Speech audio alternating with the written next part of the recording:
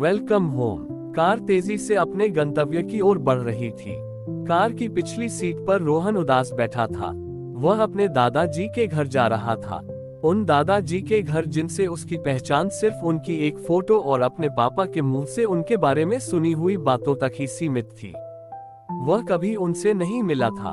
उसके पापा ने दादाजी की मर्जी के खिलाफ जाकर उसकी मम्मी से शादी की थी। इस बात से उसके दादाजी पापा से नाराज थे। इतना अधिक कि शादी के बाद उन्होंने कभी रोहन के पापा से बात भी नहीं की।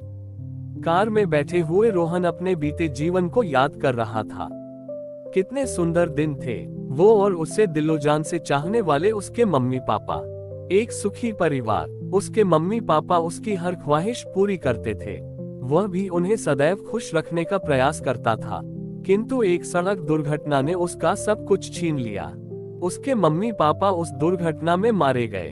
उसे कुछ मामूली चोटों के अलावा कुछ नहीं हुआ। अब वह इस दुनिया में अकेला था। सिवा उसके दादाजी के उसका अन्य कोई रिश्तेदार नहीं था। अतः वह अपने दादाजी के पास जा रहा था। पिछले 12 वर्षों में उसके दादाजी ने उन लोगों से कोई संबंध नहीं रखा। जब रोहन के पिता ने उन्हें रोहन के जन्म की खबर फोन पर दी तो भी उन्होंने कोई प्रतिक्रिया नहीं दी थी। खबर सुनकर चुपचाप फोन रख दिया था।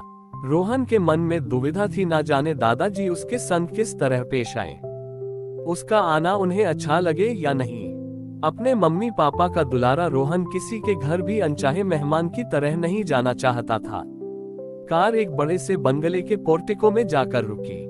एक साफ सुथरी वर्दी पहने नौकर ने आगे बढ़कर उसका स्वागत किया।